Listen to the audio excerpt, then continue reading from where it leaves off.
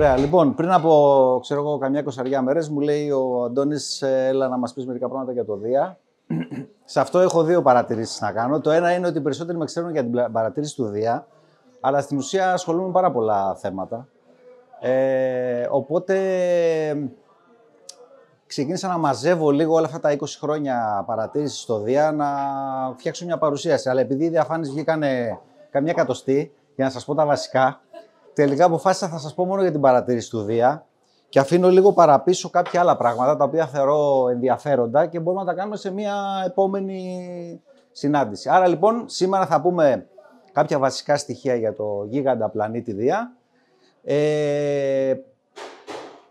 Το πιο βασικό απ' όλα είναι όχι να σας πω ορισμένα πράγματα για το Δία, τα οποία μπορείτε να τα ψάξετε και μόνοι σας στο ίντερνετ, αλλά πώς μπορεί ένας παρατηρητής που έχει ένα τηλεσκόπιο και πώς μπορεί να συμμετέχει και αυτός σε χρήσιμη παρατηρήση του Δία. Και όταν εννοώ χρήσιμη, εννοώ παρατηρήση η οποία μπορεί να χρησιμοποιηθεί από επιστήμονες για ανάλυση. Θα σας πω μερικά παρατηρησιακά προγράμματα και προκλήσεις που υπάρχουν στο Δία. Εδώ είναι όλη η παρουσίαση, δεν θα σας τα κάνω όλα. Θα σας μιλήσω μόνο για τα φαινόμενα σήμερα και ελπίζω σε κάποια μελλοντική παρουσίαση να σας μιλήσω και για τα υπόλοιπα τα οποία είναι αρκετά ενδιαφέροντα. Και σε επόμενη συνάντηση μπορώ να σας πω και μερικά πράγματα ποια είναι η μεθοδολογία παρατήρησης. Και στο τέλος σας έχω και λίγες φωτογραφίες από την ελληνική και διεθνή κοινότητα που παρατηρεί τον Δία. Όπως ξέρουμε τώρα όλοι οι ερασιτέχνες είμαστε, ο Δίας είναι το τρίτο φωτεινότερο, αν εξαιρέσουμε τον ήλιο, αντικείμενο στο νυχτερινό ουρανό. Γι' αυτό και οι αρχαίοι Έλληνες του έδωσαν το όνομα του Θεού των Θεών. Από ένα τηλεσκόπιο βλέπουμε, εκτός από το Δία, βλέπουμε και τους 4 γαλιλαϊκούς δορυφόρους. Είναι αρκετά εντυπωσιακός. Ο Δίας διαμορφώθηκε μαζί με τους υπόλοιπους πλανήτες του ηλιακού συστήματος και έχει περισσότερο από το διπλάσιο της μάζας όλων των υπόλοιπων σωμάτων του ηλιακού συστήματος μαζί, με εξαίρεση τον ήλιο. Έχει τα ίδια συστατικά με ένα άστρο, υδρογόνο και ήλιο κατά κύριο λόγο, απλά δεν είχε αρκετή μάζα ώστε να αναπτυχθεί και να γίνει άστρο. Είναι ο 5ος πλανήτης από τον ήλιο, απόσταση 780 εκατομμύρια χιλιόμετρα. Κατά πολύ μεγαλύτερος από τη Γη, 13 φορές μεγαλύτερος σε διάμετρο, 318 σε μάζα και 1300 φορές σε όγκο. Γυρίζει γύρω από τον εαυτό του σε σχεδόν 10 ώρες και αυτό είναι ένα χαρακτηριστικό το οποίο κάνει πολύ ενδιαφέρουσα την παρατήρηση της ανώτερης ατμόσφαιρας του. Και βέβαια λόγω αυτού του γεγονότος είναι πάρα πολύ πεπλατισμένος, δηλαδή δεν είναι σφαίρα, είναι κάπως ελλειψοειδής. Και βέβαια έχει 95 δορυφόρους, έτσι. Οπότε είναι ένα μικρό ηλιακό σύστημα από μόνο του. Στο Δία έχουν γίνει αρκετές αποστολές, ξεκινώντας από το 1973 με το Pioneer, τα 2 Voyager, τον Galileo, το Cassini, το New Horizons που πήγαινε για τον Πλούτονα. Αλλά το πιο σημαντικό είναι ότι αυτή τη στιγμή βρίσκεται ακόμα το Juno. Από το 2016 παρατηρεί τον πλανήτη Δία και έχουν ανακοινωθεί και δύο αποστολές από την Κίνα και υπάρχουν αυτά τα 2 project που τρέχουν, ένα από την Ευρωπαϊκή και ένα από την NASA, τα οποία κύριο στόχο θα έχουν την εξερεύνηση των δορυφόρων του Δία. Το πολύ ενδιαφέρον για εμάς τους ερασιτέχνες είναι το Juno, το οποίο αρχικά σχεδιάστηκε για να μπορέσει να κάνει μετρήσεις για τη βαρύτητα, τη μαγνητόσφαιρα και άλλα ενδιαφέροντα πράγματα τα οποία δεν γνωρίζαμε για το Δία. Αλλά προέκυψε ένα σημαντικό θέμα, το οποίο σχετιζόταν με το ποιο θα ήταν το αντίκτυπο της αποστολής στον κόσμο στη Γη, ο οποίος έχει συνηθίσει να βλέπει εικόνες και καταλάβανε ότι δεν μπορούν να προσφέρουν στο ευρύ κοινό και ενδεχομένως να πάρουν και κονδύλια, αν απλά στείλουν ένα διαστημόπλοιο που θα κάνει μόνο μετρήσεις και δεν θα έχει να στείλει πίσω τίποτα. Οπότε βάλανε μια κάμερα επάνω. Βάζοντας όμως την κάμερα επάνω, διαπιστώσαν ότι για να μπορέσουν να καταγράψουν τα φαινόμενα και να ξέρουν τι καταγράφουν εκεί, χρειάζεται μια διαρκής παρατήρηση από τη Γη για να γνωρίζουμε η ανώτερη ατμόσφαιρα του Δία σε τι κατάσταση είναι, για να ξέρουμε τι είναι αυτό που βγάζει η φωτογραφία των Juno. Οπότε κάνω τώρα λοιπόν μια μικρή παύση για να σας πω μερικά βασικά στοιχεία του Δία και θα συνεχίσουμε με το Juno λίγο παρακάτω. Διαπιστώσαμε λοιπόν ότι ο Δίας, εκτός από όλα τα υπόλοιπα, έχει και δαχτυλίδια, έχει 4 βασικούς δαχτυλίους. Το διαπίστωσε το διαστημόπλοιο Voyager από αυτή εδώ τη φωτογραφία και βλέπουμε εδώ μια τελευταία φωτογραφία από το James Webb, το οποίο αποτυπώνονται τα δαχτυλίδια του Δία. Η ατμόσφαιρα και το εσωτερικό του Δία, είπαμε, αποτελείται από υδρογόνο και ήλιο. Η ανώτερη ατμόσφαιρα αποτελείται από υδρατμούς με τρία στρώματα νεφών, θα τα δούμε λίγο παρακάτω. Και σταδιακά, μέχρι τον πυρήνα, που μέχρι πρόσφατα πιστεύουμε ότι είναι στερεός ο πυρήνας, υπάρχει μια σταδιακή μετάβαση από την αέρια κατάσταση στην υγρή και στη συνέχεια στην στέρεη κατάσταση που πιστεύαμε ότι ήταν ο πυρήνας. Πολύ αραιή η ατμόσφαιρά του και πιστεύαμε ότι τα τελευταία χιλιόμετρα φιλοξενούν την ανώτερη ατμόσφαιρα. Βέβαια, επειδή μία από τις βασικές αποστολές του Τζουνό ήταν να διερευνήσει σε τι κατάσταση ήταν ο πυρήνας, που πιστεύαμε ότι ήταν πετρώδης, τελικά τα αποτελέσματα είναι ότι ο πυρήνας του Δία, αντί να είναι μια συμπαγής μάζα, είναι κάτι λίγο πιο αφηρημένο. Δηλαδή είναι συνδυασμός μιας υγρής και στερεάς κατάστασης, η οποία όμως μάλλον δεν έχει συμπαγή μορφή. Η ανώτερη ατμόσφαιρα τώρα του Δία είναι αυτό που μας ενδιαφέρει εμάς τους αεραστέχνες, γιατί είναι αυτό που μπορούμε και παρατηρούμε, γιατί όλα τα υπόλοιπα μετρήσεις βαρύτητας και μαγνητόσφαιρα κτλ. Είναι πολύ δύσκολο να τα παρατηρήσουμε εμείς οι αεραστέχνες. Οπότε το πολύ ενδιαφέρον κομμάτι, γι' αυτό και θα εστιάσω, είναι η ανώτερη ατμόσφαιρα του Δία, που αποτελείται από τρία στρώματα νεφών. Οπότε φανταστείτε πόσο ενδιαφέρον έχει η μετεωρολογία της Γης, που στην ουσία έχουν μόνο τον κύκλο του νερού. Ενώ εκεί μιλάμε για ένα αέριο γίγαντα, πολύ μεγαλύτερο από την Γη, ο οποίος δεν έχει και κλειμένο άξονα περιστροφής, οπότε δεν εμφανίζει εποχικότητα, γιατί η κλίση του είναι μόλις 3 μοίρες, αντίθεση με της Γης που είναι 24. Και αποτελείται λοιπόν η ανώτερη ατμόσφαιρα από τρία στρώματα νεφών. Είναι αυτά που βλέπουμε με το τηλεσκόπιο. Είναι το ανώτερο στρώμα που αποτελείται από αμμονία, το μεσαίο στρώμα που αποτελείται από υδροθιούχο αμμονία και το κατώτερο στρώμα που αποτελείται από κρυστάλλους νερού. Οπότε τώρα φανταστείτε πόσο πολύπλοκη είναι η ατμόσφαιρα και πόσο όλοι αυτοί οι σχηματισμοί που βλέπουμε είναι πάρα πολύ δύσκολο να ερμηνευθούν γιατί συμβαίνουν. Η παρατήρηση του Δία ξεκίνησε σχεδόν από το 17ο αιώνα και έκτοτε υπάρχουν καταγραφές. Οι πρώτες καταγραφές είναι σκιτσάκια που κάναμε και μέχρι και περίπου τη δεκαετία του 2000-2010 η ιστορικότητα των παρατηρήσεων του Δία βασιζόταν αποκλειστικά σε σχεδιασμούς που γινόντουσαν πάνω σε συγκεκριμένα γραφήματα. Όπως είπαμε λοιπόν, ο Δίας περιστρέφεται πάρα πολύ γρήγορα και η γρήγορη περιστροφή του δημιουργεί κάποια ρεύματα. Βλέπουμε εδώ πέρα τα ρεύματα του Δία. Βλέπουμε ότι υπάρχει μια συγκεκριμένη διαστρωμάτωση. Υπάρχουν στον Δία οι ταινίες που είναι οι σκουρόχρωμες περιοχές και υπάρχουν και οι ζώνες που είναι οι πιο φωτεινές περιοχές. Βλέπουμε ότι εκεί που ενώνονται οι ταινίες με τις ζώνες υπάρχουν πάρα πολύ ισχυρά ρεύματα τα οποία είτε κινούνται δυτικά είτε ανατολικά. Είναι μυστήριο γενικότερα για το τι είναι αυτό που προκαλεί τα ρεύματα στο Δία. Υπάρχει όμως ένα αποτέλεσμα το οποίο το υποψιαζόμασταν, αλλά το επιβεβαίωσε το Τζουνό. Σας είπα ότι η γρήγορη περιστροφή, ένας από τους λόγους είναι η δημιουργία των jet streams, όπως τα ονομάζουμε, τα ισχυρά αυτά ρεύματα. Δεν υπάρχει στερεή επιφάνεια για να τους επιβραδύνει, οπότε αυτά επιταχύνονται ακόμα και περισσότερα. Και το Τζουνό διαπίστωσε, ενώ εμείς πιστεύαμε ότι αυτά τα ρεύματα μπορεί να φτάνουν μέχρι και 300-400 χιλιόμετρα, τελικά το Τζουνό διαπίστωσε με βαρυτικές μετρήσεις ότι αυτά φτάνουν μέχρι και 3.000 χιλιόμετρα βάθος τα ρεύματα. Βέβαια, αλλάζει η μορφή τους, δεν έχουν τη μορφή που έχουν στην ανώτερη ατμόσφαιρα, πάντως συνεχίζουν και υπάρχουν. Και βέβαια αποτελεί ένα μυστήριο τι είναι αυτό που προκαλεί. Σε αυτή, αν επιτρέπονται οι ερωτήσεις, ναι. Επειδή μίλησες για διαστρωμάτωση, αυτό είναι που βλέπουμε στην επιφάνεια, στην ανώτερη επιφάνεια. Ναι, είναι ανώτερη ατμόσφαιρα αυτή. Η διαστρωμάτωση είναι σε σχέση με τον Ισημερινό, δεν βλέπουμε βάθη. Θα δούμε παρακάτω. Βλέπουμε βάθη, θα τα δούμε. Ναι, βλέπουμε. Λοιπόν. Συγγνώμη, πριν. Ναι. Αυτό το τσιφάκι που έδειξες πόσο καιρό είναι μηνές? Αυτό, κοίταξε, δεν ξέρω, αλλά θα εκτιμήσω, επειδή βλέπω τουλάχιστον 3 περιστροφές της Μεγάλης Κόκκινης Κοιλίδας, ότι πρέπει να είναι καμιά 10 μέρες. Η περίοδος περιστροφής της Κοιλίδας είναι 4,5 μέρες. Πηγαίνει μειούμενη. Οπότε νομίζω ότι κάνει 2-3 περιστροφές εδώ. Οπότε πρέπει να είναι καμιά 10 μέρες αυτό. Λοιπόν, εδώ βλέπουμε τις ζώνες. Σας είπα ότι οι ζώνες είναι οι φωτεινές διαγραμμές που βλέπουμε στο Δία. Βλέπουμε ότι εκεί που ενώνονται οι ταινίες με τις ζώνες υπάρχουν ανωδικά ρεύματα, που μάλλον είναι ρεύματα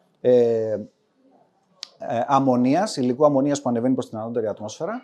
Το βλέπουμε εδώ σε διάγραμμα και εδώ βλέπουμε ότι αντίθετα, ενώ στη Γη τα κυκλωνικά και αντικυκλωνικά συστήματα δημιουργούν υψηλές και χαμηλές πιέσεις, στο Δία οι υψηλές και χαμηλές πιέσεις είναι ακριβώς στα σημεία που ενώνονται οι ταινίες με τις ζώνες.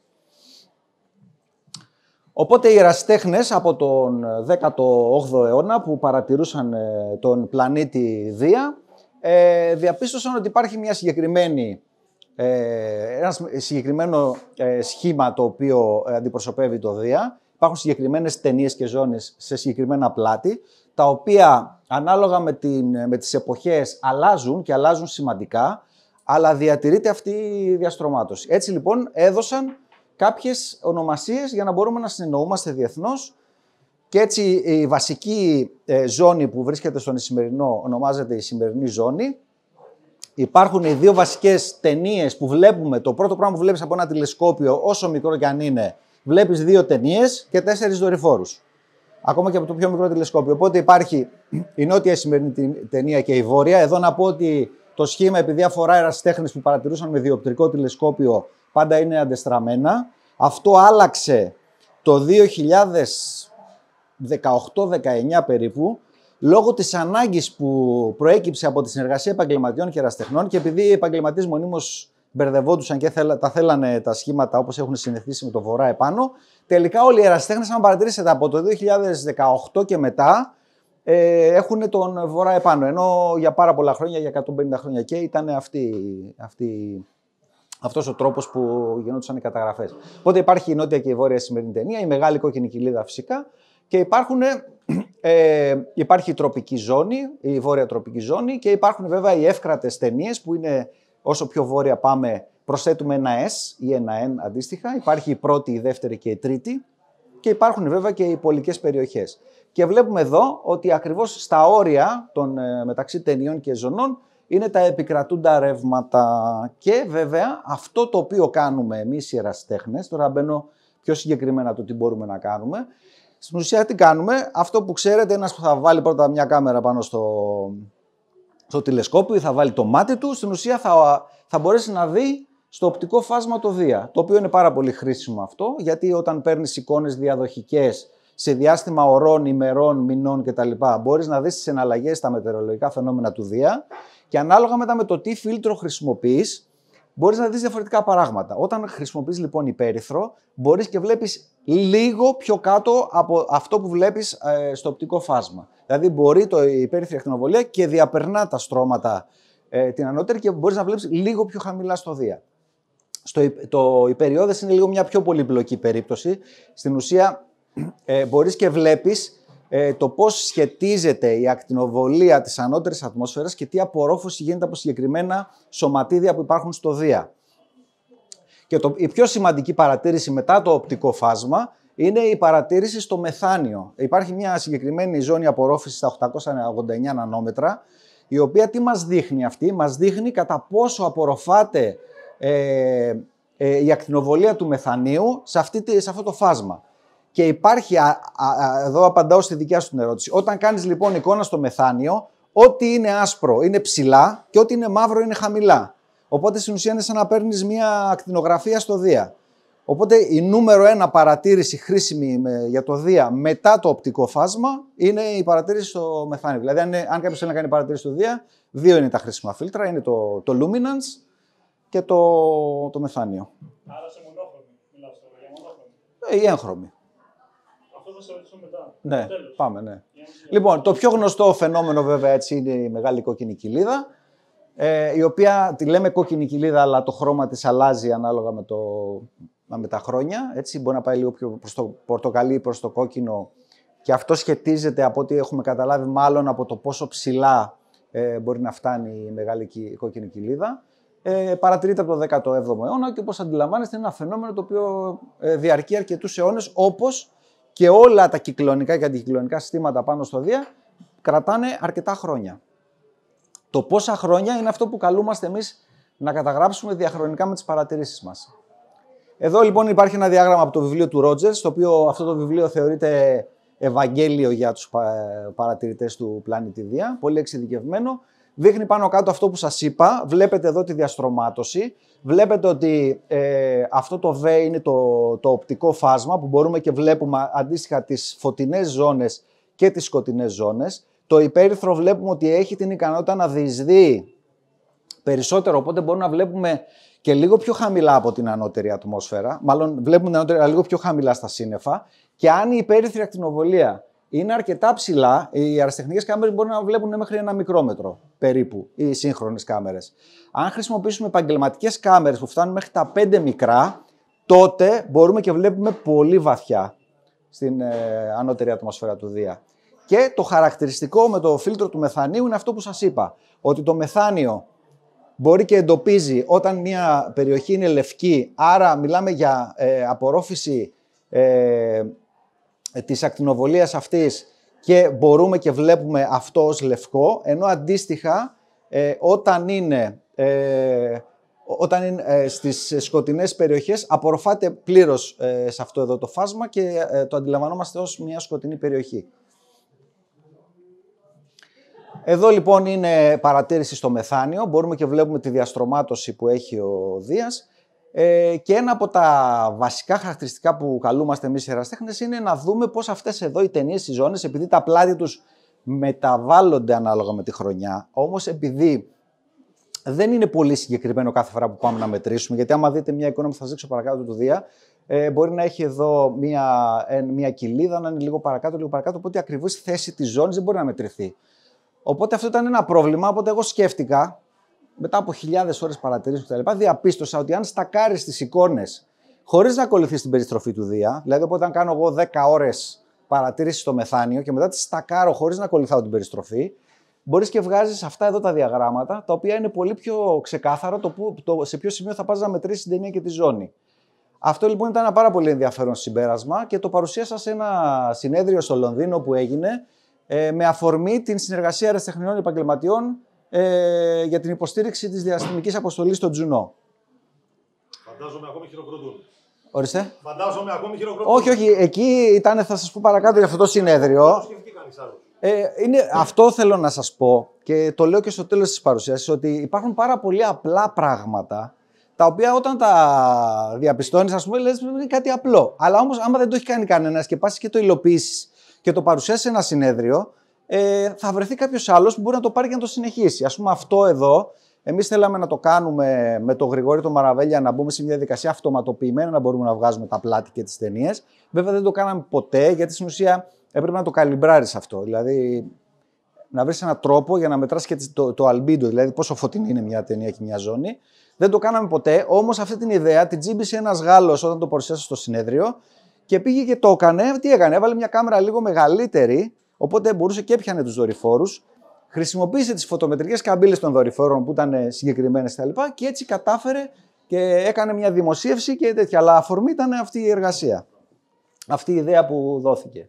Εδώ λοιπόν βλέπετε μια παρατήρηση του Αλέξανδρου Φρατζή, ο οποίος είναι ανερχόμενος παρατηρητής τα τελευταία 2-3 χρόνια, μένει πολύ κοντά σε μένα, μένει στη Βουλιαγμένα, είναι εξαιρετικός, κάνει πάρα πολύ ωραία δουλειά και τη δουλειά από την πρώτη στιγμή που τον συνάντησα θέλει να την πηγαίνει σε ό,τι καλύτερο. Δεν συμβιβάζεται δηλαδή με τη μετριότητα. Έκανε λοιπόν, αυτό τώρα είναι συνδυασμός παρατήρησης του πλανήτη Δία 2-3 διαδοχικά βράδια, δημιουργία χάρτη του πλανήτη Δία και στη συνέχεια με το πρόγραμμα WinJupos το κάνεις σε μορφή περιστροφής και βλέπεις ολόκληρη την εικόνα του Δία μέσα σε 2 βράδια εδώ, 21-22 Αυγούστου. Σε στο 14. Ναι, έχει ένα σε 14 έτσι, ναι, το οποίο το έσπασε. Λοιπόν, βλέπουμε λοιπόν πολύχρονες ταινίες και ζώνες. Αυτοί οι χρωματισμοί πιθανώς οφείλονται σε μεθάνιο θείο φόσφορο, τη μεγάλη κόκκινη κοιλίδα, ο οποίος είπαμε είναι ένας διαρκής αντικυκλώνας που κρατάει 3-4 αιώνες τουλάχιστον. Όλοι, όπως σας είπα, η παρατήρηση του Δία για πάρα πολλά χρόνια, για 200 χρόνια, στηριζόταν στη σχεδίαση, δηλαδή κοιτούσαν από το προσοφθάλμιο και κάνανε σε συγκεκριμένα διαγράμματα που υπήρχαν σχεδιάζαν το πώς φαίνεται ο Δίας και μπορεί αυτό να ακούγεται ως απλοποιημένο, αλλά τελικά είναι η μοναδική αναφορά που έχουμε στο πώς ήταν ο Δίας τον 19ο αιώνα και τον 20ο αιώνα κτλ. Και έχουν στηριχθεί πολλές εργασίες πάνω σε αυτό. Και βλέπουμε ένα φανταστικό διάγραμμα από τον Ευγένιο Αντωνιάδη το 1893, το πώς έγινε η επανασύσταση της βόρειας ταινίας που θα σας πω λίγο παραπάνω. Άρα βλέπουμε ότι ακόμα και με μια απλή παρατήρηση μπορείς να έχεις διαχρονικές παρατηρήσεις σε εποχές που δεν υπήρχε επαγγελματική αποτύπωση και φυσικά οι σύγχρονες που έχουμε τα μέσα εμείς οι αεραστέχνες να είναι ακόμα πιο χρήσιμες και έτσι οι επαγγελματίες σε πολλά πράγματα να στηρίζονται σε δικές μας παρατηρήσεις. Το 2000 φτιάχτηκε μια ομάδα άτυπη από αυτούς εδώ τους παρατηρητές, τους ξέρετε τους περισσότερους, ο Πέτρος ο Γεωργόπουλος, ο Γιάννης ο Μπελιάς και ο Ιάκωβος ο Στέλλας. Ο Ιάκωβος ο Στέλλας ήταν πρωτοπόρος στην παρατήρηση του πλανήτη Δία και για μένα αποτέλεσε έμπνευση στο πόσο συστηματικά δούλευε και πόσο απαιτητικός ήταν. Οπότε έπρεπε το αποτέλεσμα πάντα να είναι άψογο για να μπορέσει να αποδεχτεί κάτι και να το... Κάνανε μια πολύ ωραία εργασία. Ήταν ακριβώς στην εποχή της μετάβασης από τα σκίτσα, το φιλμ και την ψηφιακή καταγραφή. Ήταν ακριβώς το 2000 που πλέον αρχίσαμε, από τη δεκαετία του 90 αρχίσαμε να χρησιμοποιούμε κάμερες και να καταγράφουμε ψηφιακά τον πλανήτη Δία και όλους τους πλανήτες, αλλά υπήρχε συνδυασμός και σχεδιασμού και ψηφιακής παρατήρησης.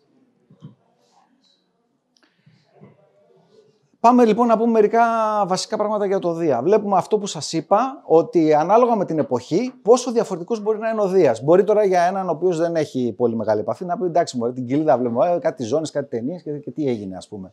Άμα κάτσεις όμως τελικά να κάτσεις να τις βάλεις δίπλα-δίπλα και τις παρατηρήσεις, βλέπουμε πόσο διαφορετικές είναι οι ταινίες στο διάβα του χρόνου, πόσο άλλα φαινόμενα εμφανίζονται, κυκλωνικές διαταραχές, ταινίες που εμφανίζονται και εξαφανίζονται. Βλέπετε εδώ ότι η βόρεια σημερινή ταινία έχει γίνει πιο στενή.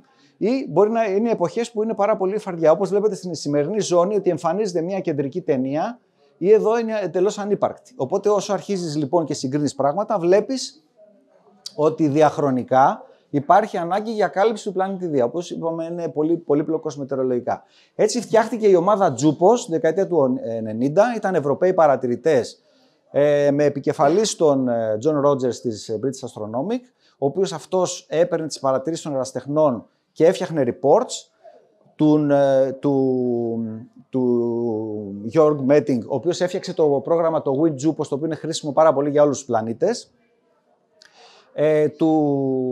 Δύο Ιταλών, του Αντάμολη και του Βεντοβάτο, που κάνανε μετρήσεις και φτιάχνανε χάρτες, και ενός Γάλλου, του Μισελ Ζακοσιόν. Τι κάνουν λοιπόν? Παίρνουν τις παρατηρήσεις ενός ερασιτέχνη και κάθονται και μετράνε διάφορα μετεωρολογικά φαινόμενα πάνω στο Δία. Έτσι βγαίνουν τα γεωγραφικά μήκη και τα πλάτη και στη συνέχεια μπορούν να αποτυπώσουν τα ρεύματα του Δία. Βλέπουμε λοιπόν μια κοιλίδα στο Δία, πώς αλλάζει κατεύθυνση και μπορούμε να μετρήσουμε την ταχύτητα με την οποία κινείται, άρα με την ταχύτητα που βρίσκεται το ρεύμα, και μπορούμε να προβλέψουμε αν δύο κοιλίδες θα κάνουν merge, αν θα ενωθούν. Δηλαδή η πορεία της κοιλίδας αυτής είναι εδώ και αυτής είναι εδώ και τελικά ξέρουμε, μπορούμε να προβλέψουμε ότι σε ένα μήνα μάλλον έτσι όπως πάνε θα συγκρουστούν. Αυτό είναι το πρόγραμμα, το WinJupos, το οποίο εκτός από τις μετρήσεις μπορούμε να βγάζουμε λοιπόν από τις μετρήσεις συνολικά όλων των φαινομένων τις ταχύτητες, δηλαδή εδώ είναι η σημερινή ζώνη, εδώ είναι η νότια σημερινή ταινία, η βόρεια σημερινή ταινία, και βλέπουμε τις ταχύτητες των ρευμάτων. Οπότε αυτό κάθε χρόνο αλλάζει. Δηλαδή υπάρχουν εποχές που τα ρεύματα είναι πιο έντονα ή είναι πιο αμυδρά.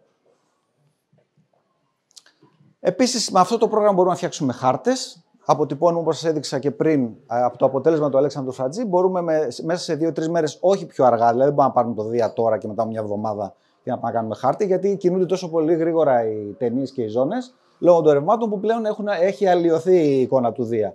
Πρέπει δηλαδή το πολύ μέσα σε 3 βράδια ή δυνατόν σε 2 βράδια να πάρουμε εικόνα όλου του πλανήτη, γιατί δεν μπορεί από ένα γεωγραφικό σημείο να πάρει όλο το Δία, έτσι, γιατί μέσα 10 ώρες πρέπει να κρατάει η βραδιά 10 ώρες για να μπορέσει να το κάνεις. Άρα λοιπόν οι επαγγελματίες όταν στείλαν τον Juno, συνεχίζω τώρα εκεί που είχα μείνει στην προηγούμενη διαφάνεια, το Juno λοιπόν βάλανε μια κάμερα επάνω για να μπορέσουν να στείλουν κάποια στοιχεία πίσω, να κινητοποιήσουν και τον κόσμο εδώ, ότι να τη στείλαμε και δείτε φωτογραφίες κτλ. Διαπιστώσαν όμως ότι λόγω του τρόπου που θα περιστρέφεται το Juno γύρω από το Δία θα πηγαίνει πάρα πολύ κοντά, θα περνάει μόλις λίγα χιλιόμετρα πάνω από την ανώτερη ατμόσφαιρα και το πεδίο θα είναι πάρα πολύ στενό. Οπότε θέλανε από εδώ να έχουν μια πλήρη εικόνα του Δία για να ξέρουν τι είναι αυτό που θα πάει να δει η κάμερα. Και βέβαια, βλέποντας όλη αυτή τη συστηματική δουλειά των ερασιτεχνών, καταλάβανε πολύ σύντομα ότι χρειάζονται τους ερασιτέχνες για να βοηθήσουν στην αποστολή Juno. Και βλέπετε εδώ, αυτός είναι ο Glenn Orton, είναι ο επιστημονικός συνεργάτης της NASA για το Juno και έκανε ένα πεϊπεράκι το 2012 και τόνισε τη σημασία που έχουν οι ποιοτικές παρατηρήσεις των ερασιτεχνών για την υποστήριξη όχι μόνο αυτής της αποστολής, αλλά όλων των αποστολών και φυσικά όχι μόνο των παρατηρήσεων από το Juno, αλλά παρατηρήσεων από υπέρυθρα μεγάλα τηλεσκόπια που βρίσκονται στη Χαβάη ή στη Νότια Αμερική για την σύγκριση με την εικόνα που υπάρχει στο οπτικό φάσμα. Γιατί γενικότερα τηλεσκόπια που να παρατηρούν το οπτικό φάσμα μεγάλα δεν υπάρχουν επαγγελματικά. Οπότε συγκρίνουν με τις παρατηρήσεις των ερασιτεχνών για να δουν τι γίνεται με τα ρεύματα στο Δία. Αυτή την ανάγκη λοιπόν την διαπίστωσα κι εγώ. Συμμετέχοντας στα συνέδρια, βλέπω ότι οι επαγγελματίες υπάρχει μια ανάγκη στο να συμμετέχουν οι ερασιτέχνες και κινητοποίησα λίγο τη διεθνή κοινότητα να φτιάξουμε ένα paper, το οποίο το φτιάξαμε και το δημοσίευσαμε στο journal της BAA, για το ποια είναι τα αντικείμενα τα οποία μπορούν οι ερασιτέχνες να συμβάλλουν για να βοηθήσουν την αποστολή και όχι μόνο την αποστολή, αλλά γενικότερα την έρευνα στον πλανήτη Δία. Εδώ είναι τώρα κάποια προβλήματα που δημιουργήθηκαν στις αποστολές που η παρατήρηση από τους ερασιτέχνες ήταν πάρα πολύ χρήσιμη. Και εδώ είναι το συνέδριο που έγινε στο Λονδίνο το 2018, που κάλεσαν όλους όσους επαγγελματίες ασχολούνται με τον πλανήτη Δία και τους ερασιτέχνες που είναι πυροβολημένοι με το θέμα και ασχολούνται εντατικά. Και έγινε ένα συνέδριο που πέρασαν πάρα πολύ ωραία και ανταλλάξαμε απόψεις. Αυτός είναι ο Σκοτ Μπόλτον, ο PI της διαστημοσκευής Juno. Είναι οι επαγγελματίες ο Λαβέγκα και ο Ρικάρντο Χουέζο εδώ. Από το Πανεπιστήμιο του Λέιτσεστερ και άλλοι ερασιτέχνες από το Πανεπιστήμιο του Μπιλμπάο. Ήταν ένα πολύ δημιουργικό και εκεί κατέθεσε ο καθένας το τι είναι αυτό που μπορεί να κάνει. Και αυτός εδώ ο τύπος, ο Έινσχαρτ, είναι ερασιτέχνης και είναι αυτός που επεξεργάζεται τα αποτελέσματα της συσκευής Juno. Αυτά που βλέπουμε δηλαδή είναι αποτέλεσμα επεξεργασίας. Γιατί όπως σας είπα, όπως περνάει το Juno πάνω από το Δία, επειδή είναι πάρα πολύ κοντά, η κάμερα που έχει 58 μοίρες άνοιγμα και είναι πάρα πολύ παραμορφωμένο αυτό που βλέπεις. Οπότε αυτός εδώ είναι μαθηματικός, παίρνει τις εικόνες από το Juno, τις οποίες άμα τις συνθέσεις δεν μπορεί να βγάλει άκρη, τις κάνει προβολές, ξέρω εγώ τι κάνει κτλ. Μου μίλαγε, δεν καταλάβαινα τι μου έλεγε. Και τελικά βγάζει μια εικόνα η οποία τη βλέπεις και λες: πω, φανταστική, αυτή είναι έβγαλε το Juno. Δεν την έβγαλε το Juno. Το Juno έχει στείλει κάτι raw data που δεν καταλαβαίνεις τίποτα, ας πούμε. Λοιπόν, οπότε θέλω να πω ότι ακόμα και σε αυτό υπάρχει υποστήριξη από ερασιτέχνες. Λοιπόν, αυτή είναι μια τελευταία εικόνα γι' αυτό έχει γράψει και no distribution, μας την έστειλε ο Lee Fletcher, απλά για να δούμε πώς μπορεί ένα φαινόμενο που συνέβη τώρα τελευταία και μάλιστα βοήθησα στην ανακάλυψή του εγώ, την επαναδημιουργία της βόρειας εύκρατης ταινίας, το οποίο ξεκινάει από αυτό εδώ το πλουμ, βλέπουμε αυτή τη φωτεινή κοιλίδα και πώς οι επαγγελματικές παρατηρήσεις και οι ερασιτεχνικές μπορούν να βοηθήσουν στην διερεύνηση αυτού του φαινομένου. Συνεχίζοντας λοιπόν για τα διάφορα φαινόμενα που βλέπουμε στον πλανήτη Δία, είπαμε για τη μεγάλη κόκκινη κοιλίδα, βλέπουμε μια εικόνα από το Juno, με φωτογραφίες οι οποίες διάρκησαν λίγες ώρες και βλέπουμε φαίνεται ήδη η περιστροφή της μεγάλης κόκκινης κοιλίδας και βλέπουμε πώς χρησιμοποιώντας το πρόγραμμα WinJupos διαχρονικά μπορούμε να δούμε προς τα που ολισθαίνει η μεγάλη κόκκινη κοιλίδα, δηλαδή τσουλάει σε σχέση με το διογραφικό πλάτος κατά μήκος της ανώτερης ατμόσφαιρας. Και τι μπορούμε να δούμε, εκτός από την ολίσθηση της κοιλίδας, μπορούμε να δούμε ότι από τις μετρήσεις φαίνεται και μία ταλάντωση. Οπότε ανακαλύψαμε και την ταλάντωση, γνωστή ταλάντωση των 90 ημερών. Και μια τρίτη δουλειά που γίνεται από παρατηρήσεις ερασιτεχνών είναι ότι βλέπουμε την περίοδο περιστροφής. Βλέπουμε ότι όσο περνάνε τα χρόνια, ξεκινώντας από το 1940 μέχρι σήμερα, βλέπουμε ότι η περίοδος περιστροφής μικραίνει, άρα επιταχύνεται η μεγάλη κόκκινη κοιλίδα ενώ ταυτόχρονα συρρυκνώνεται κιόλας. Ένα άλλο σπουδαίο φαινόμενο είναι η επανασύσταση της νότιας σημερινής ταινίας. Αυτό το φαινόμενο, όποιος ήταν στο συνέδριο της Πάτρας, το είχα κάνει ολόκληρη εργασία, την είχα παρουσιάσει και σε ένα ευρωπαϊκό συνέδριο. Είναι ο τρόπος που ξεκινάει ένα τέτοιο φαινόμενο. Αυτό είναι πάρα πολύ εντυπωσιακό. Για όποιος παρατηρούσε το 2010 τον πλανήτη Δία και τον κοιτούσε από τηλεσκόπιο, θα έβλεπε ότι έλειπε ολόκληρη ταινία. Δηλαδή, αντί να βλέπεις δύο ταινίες, ακόμα και ένα μικρό τηλεσκόπιο, θα έβλεπες ότι υπήρχε μία ταινία. Ολόκληρη η νότια σημερινή ταινία είχε εξαφανιστεί. Και οι ερασιτέχνες, βέβαια, περιμέναμε την έναρξη, πότε θα ξεκινήσει η επανασύσταση αυτής της ταινίας. Και πώς ξεκινάνε αυτά τα φαινόμενα? Συνήθως αυτά ξεκινάνε με ένα πλουμ, δηλαδή έναν πίδακα που ξεκινάει από την κατώτερη ατμόσφαιρα και φτάνει μέχρι την ανώτερη ατμόσφαιρα και εμείς μπορούμε και το αντιλαμβανόμαστε σαν μια φωτεινή κουκίδα.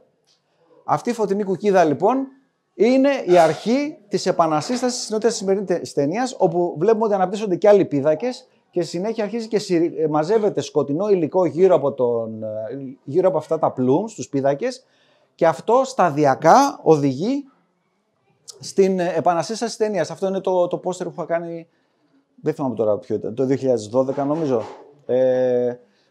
Αυτός είναι ένας χάρτης του Δία που είχα κάνει τότε. Βλέπουμε ότι έχει χαθεί εντελώς η νότια σημερινή ταινία. Βλέπουμε πώς σταδιακά έγινε η δημιουργία μέσα σε μερικά χρόνια, πώς ξαναδημιουργήθηκε η νότια σημερινή ταινία. Είχα κάνει και σχετικές μετρήσεις και βλέπουμε εδώ από τα γραφήματα πώς από μια κουκίδα άρχισε να αναπτύσσεται σκοτεινό υλικό, το οποίο άρχισε να εξαπλώνει τα ανατολικά και δυτικά και σταδιακά δημιούργησε πάλι την νότια σημερινή ταινία. Αυτό, τις ερασιτεχνικές παρατηρήσεις, αυτό είναι μια παρατήρηση που είχα κάνει εγώ. Βλέπουμε πώς έγινε σύγκριση με επαγγελματική εικόνα από το IRTF, το οποίο είπαμε ότι βλέπει λίγο πιο κάτω στην ανώτερη ατμόσφαιρα του Δία και χρειάζονται και μια παρατήρηση στο οπτικό φάσμα για να μπορέσουν να συγκρίνουν τα φαινόμενα που βλέπουν και πώς αυτό σχετίζεται με τις μετρήσεις του IRTF. Ένα άλλο φαινόμενο είναι η επανασύσταση της βόρειας εύκρατης ταινίας. Βλέπουμε ότι εδώ υπάρχει μια ταινία στο Δία η οποία από ένα πλουμ πάλι, από ένα πίδακα που ξεκινάει από τη χαμηλότερη ατμόσφαιρα, ξεκινάει σταδιακά να αναπτύσσεται αυτή η ταινία. Και είμαι χαρούμενος γιατί 2 φορές κατάφερα να είμαι αυτός που παρατήρησε πρώτος το φαινόμενο, να κάνει την ανακάλυψη της επανασύστασης. Και επειδή υπάρχουν κάποιοι οι οποίοι είναι υπέρμαχοι των ποιοτικών εικόνων, έχει σημασία να παρατηρούμε ακόμα και όταν η ποιότητα της ατμόσφαιρας ή η θέση του Δία είναι σε πολύ κακή θέση. Αυτή την παρατήρηση λοιπόν την έκανα σε πάρα πολύ χαμηλό ύψος. Ο Δίας μπορεί να ήταν, ξέρω εγώ, 10 μοίρες. Γιατί εγώ το ήξερα και το περίμενα το φαινόμενο. Οπότε ήμουνα εκεί, συστηματικός βάραγα και τελικά ήμουν αυτός που κατάφερε το 2012. Και αυτό εδώ πέρα το οποίο για ένα συνηθισμένο παρατηρητή δεν θα ήταν τίποτα.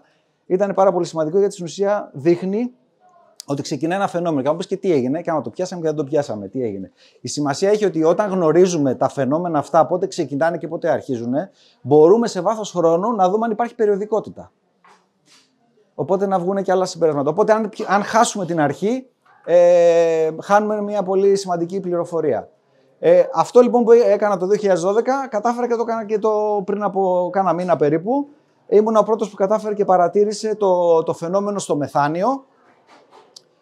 Την ανακοίνωση την έκανε 20 λεπτά νωρίτερα από μένα ο Clyde Foster, οπότε πήρε αυτό το first observed, αλλά στην ουσία πρώτος παρατήρησης ήμουν εγώ που έγινε αυτό, απλά δεν είχα χρόνο να κάτσω να αναλύσω και να κάτσω, γιατί εγώ ήθελα να φτιάξω και τα γραφήματα, οπότε μέχρι να κάνω αυτές τις εικόνες, ο άλλος απλά το ανέβασε και λέει παιδιά έγινε αυτό.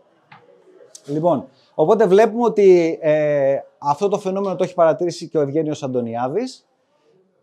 Και ένα άλλο φαινόμενο, αυτό ονομάζεται NTB Outbreak. Βλέπουμε ότι εδώ το 2012 που είχε ξεκινήσει το αντίστοιχο φαινόμενο και είχε γίνει ένα άρθρο από τον John Rogers στο Sky Telescope. Και εδώ είναι κάπου η αναφορά σε ότι την ανακάλυψα εγώ. Άλλα φαινόμενα λοιπόν είναι η βόρεια η σημερινή ταινία, αυτή εδώ, δεν εξαφανίζεται εντελώς όπως η νότια η σημερινή ταινία, αλλά έχει περιόδους που είναι πάρα πολύ συρριγνωμένη. Οπότε εμφανίζει περιόδους συρρίκνωσης και εξάπλωσης, έντονης δραστηριότητας ή χαμηλής δραστηριότητας. Αυτό ονομάζεται, είναι το φαινόμενο των αλλαγών της βόρειας Ισημερινής ταινίας, και ενώ βλέπουμε ότι το βόρειο πλάτος είναι σταθερό, το νότιο πλάτος είναι σταθερό, βλέπουμε ότι το βόρειο πλάτος, ανάλογα με τη χρονιά, αλλάζει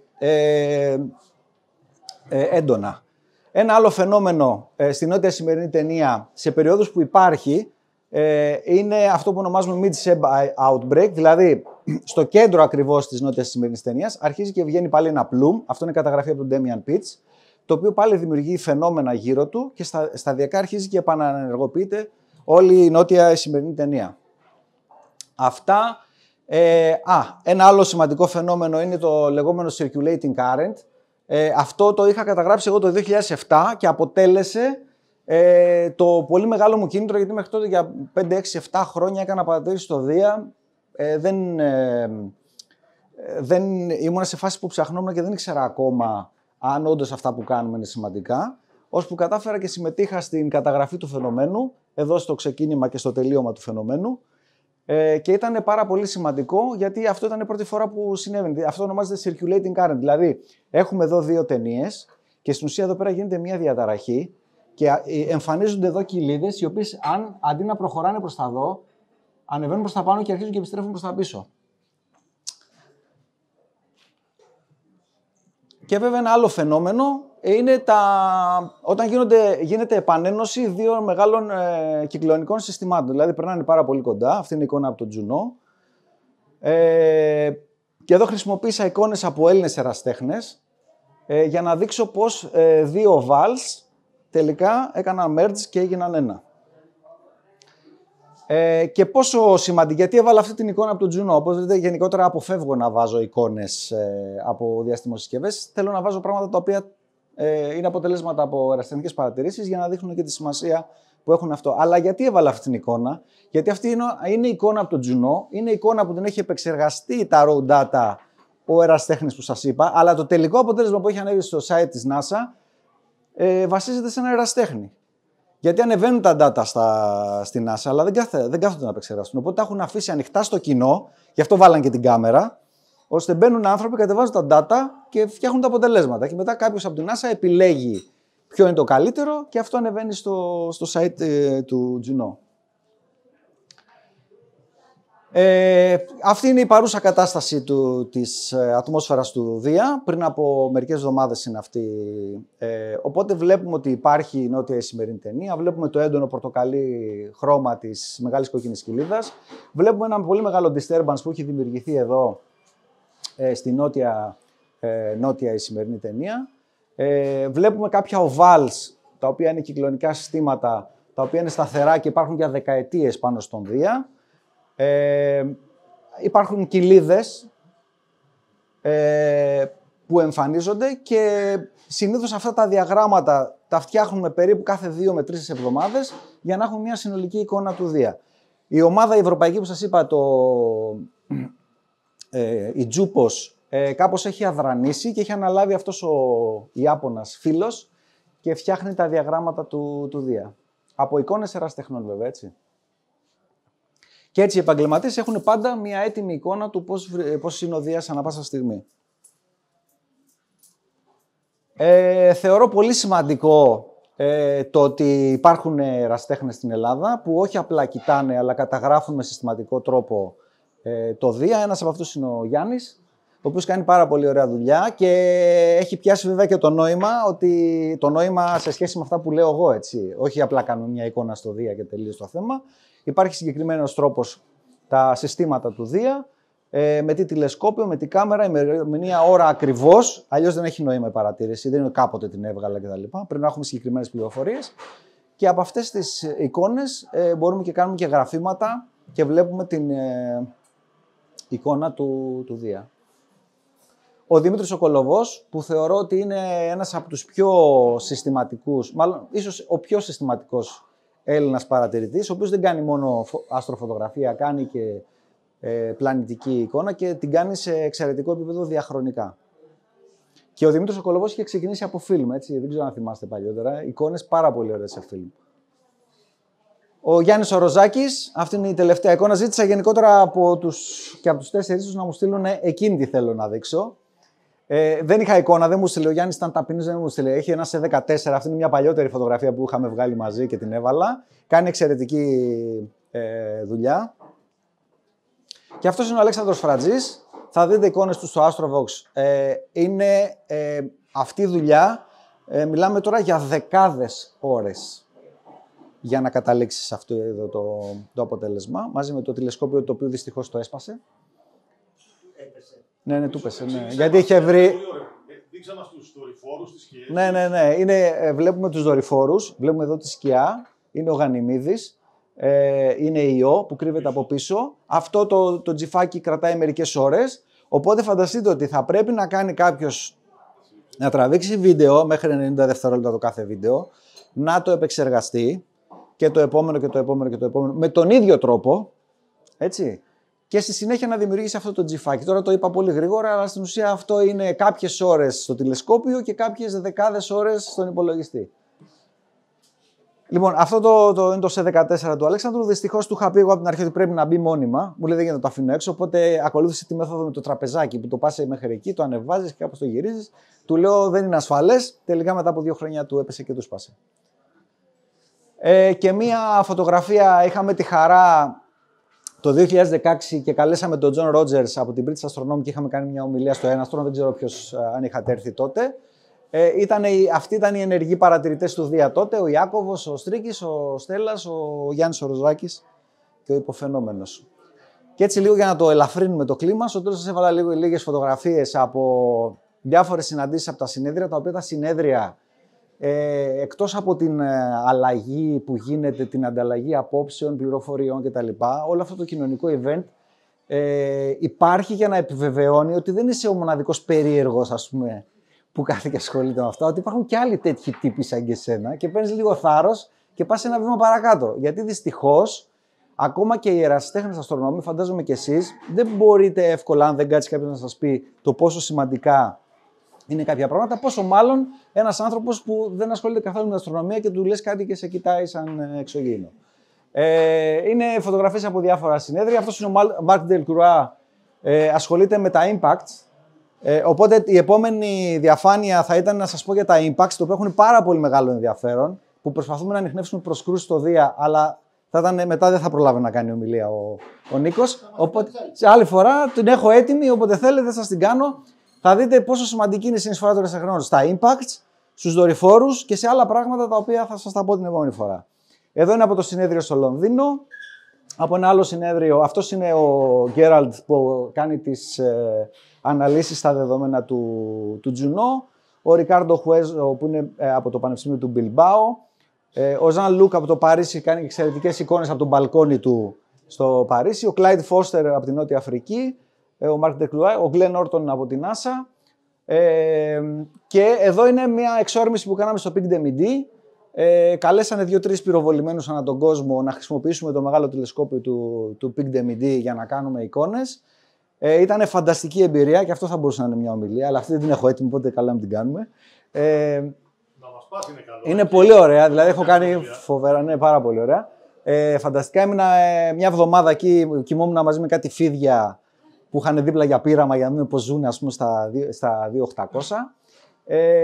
Ήταν πάρα πολύ ωραία εμπειρία. Κάναμε κάποιες εικόνες, αλλά δυστυχώς τη δεύτερη μέρα που άνοιξε ο καιρός, χάλασε το τηλεσκόπιο. Ναι. Είναι ακριβώς όσο και ο Όλυμπος. Είναι 2.917. Όχι, τίποτα. Είναι στα Πυρηναία. Ναι. Εδώ είναι η ομάδα του Μπιλμπάο, ο Ρικάρντο και ο Σάντσες Λαβέγκα. Είναι επιστήμονες από το Πανεπιστήμιο του Μπιλμπάο. Εδώ είναι ο Μισελ Ζακοσιόν που κάνει τις μετρήσεις στο Τζούπος. Είχα πάει στο σπίτι του στη Γαλλία γιατί ο άνθρωπος είχε κουραστεί και χρειαζόταν κάποιον να αναλάβει να συνεχίσει τις μετρήσεις. Όταν πήγα εκεί και είδα πόσες ώρες ατελείωτες κάθεται για να κάνει μόλις αναλύσεις, λέω παιδιά ξεχάστε το, δεν μπορεί να το κάνω αυτό, γιατί πρέπει να παρατήσει την παρατήρηση βασικά. Αυτός είναι ο Σκοτ Μπόλτον, είναι ο PI του Τζουνό. Ο Κρίστοφερ Γκο, θα τον ξέρετε όλοι, για τις ερασιτέχνες από τις Φιλιππίνες, και αυτός είναι ο Άντονι Βέσλι. Και εδώ είμαστε στο Pink DMD, βράδυ έξω από το τηλεσκόπιο που κάνουμε με τον Εμίλ Κράικαν που φτιάχνει το Steiker το 4. Είναι ο Εμίλ αυτός που κάθεται και αυτός είναι ο Μάρκ Ντελουά. Και πέφτει και ένας διάδοντας από πάνω μας ταυτόχρονα. Και βέβαια θα κλείσω με την ατάκα του Σταμάτου Γκριμιζή, τον οποίο θαυμάζω πάρα πολύ. Έδωσε μια συνέντευξη σε ένα κανάλι τώρα τελευταία, στο Action 24. Και αυτό νομίζω αποτυπώνει το συμπέρασμα όλης της ομιλίας. Δεν υπάρχουν όρια στη γνώση και στη δημιουργία, οπότε όλοι έχουμε περιθώριο να κάνουμε κάτι δημιουργικό. Αυτό είναι το παρατηρητήριο που έφτιαξα το Πελαγία Ελένη. Το έχω αφιερώσει στη γιαγιά μου, στη μητέρα μου, στην αδερφή μου και στην ανιψιά μου που έχουν τα 4 ονόματα. Μέχρι τώρα παρατηρούσα για 20 χρόνια από το παρατηρητήριο, το είχα επιτιμή της γυναίκας μου της Δήμητρας. Τώρα αλλάξαν οι καιροί. Τώρα είμαι πλέον σε νέο παρατηρητήριο και εδώ είναι το παρατηρητήριό μου πριν από πολλά χρόνια που είμαι εδώ παιδάκι με τους γονείς μου. Πριν γίνει παρατηρητήριο και ήταν ακόμα αποθήκη. Οπότε τους ευχαριστώ λοιπόν όσους συνδράμουν και κυρίως τη Δήμητρα που με ανέχεται και κάποια references. Αυτά. Sorry Νίκο, έφαγα χρόνο μάλλον.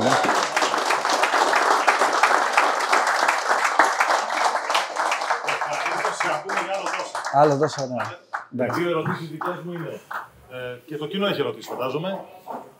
Φοβερό πραγματικά το όριο, να βρεις το όριο της ζώνης και της ταινίας, ναι. Θεωρείται ασύλληπτο. Και είναι ασύλληπτο πώς κατάφερες να σκεφτείς ότι κάνοντας stacking θα βγει ένα πιο καθαρό όριο. Είναι δηλαδή. Ναι, όχι, δεν είναι.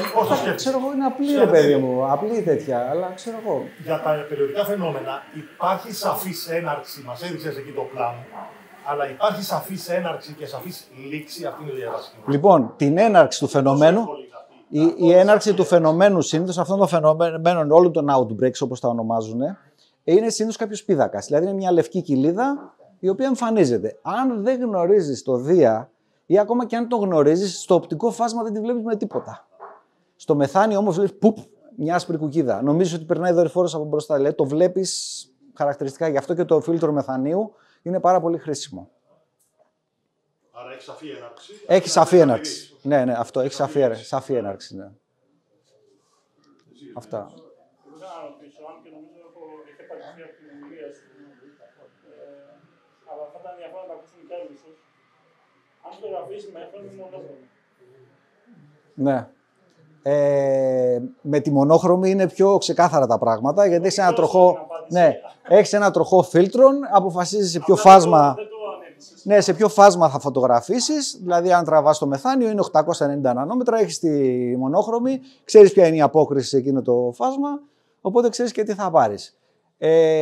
Επειδή οι έγχρωμες που φτιάχνουν έχουν καλύτερη απόκριση στο υπέρυθρο, φτάνουν μέχρι το 1 μικρόμετρο και βάλε, τελικά καταλήγουμε να χρησιμοποιούμε και έγχρωμες. Δηλαδή εγώ χρησιμοποιώ και έγχρωμη, ας πούμε την Uranus C που έχει το συγκεκριμένο σένσορα, που είναι ευαίσθητη μέχρι τα 1050 περίπου νανόμετρα και είναι πολύ πιο ευαίσθητη στα 890 που είναι το μεθάνιο και είναι πολύ ψηλά στο υπέρυθρο.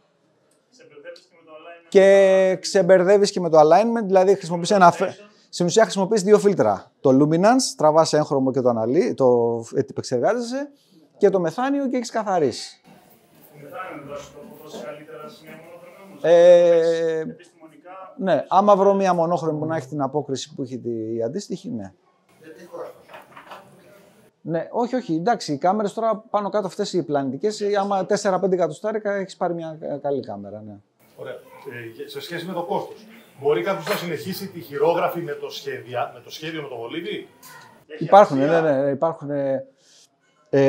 Κοίταξε να τώρα, αυτό είναι μια μεγάλη κουβέντα. Όπως θεωρούσαν όλοι οι ερασιτέχνες ότι να κάνω εγώ φωτογράφηση στις 10 μοίρες του Δία ή στις 5 μοίρες με κοροϊδεύανε, βλέπαν τι εικόνες είναι αυτές. Γιατί τώρα, άμα μπει ένα συσκευή, μια εικόνα τώρα, τι κάνει τώρα αυτός εκεί. Όμως αυτό όμως είναι πάρα πολύ σημαντικό. Ναι, θα σου κάτσει. Εδώ υπάρχουν φαινόμενα τα οποία τα κυνηγάς και δεν σου κάθονται.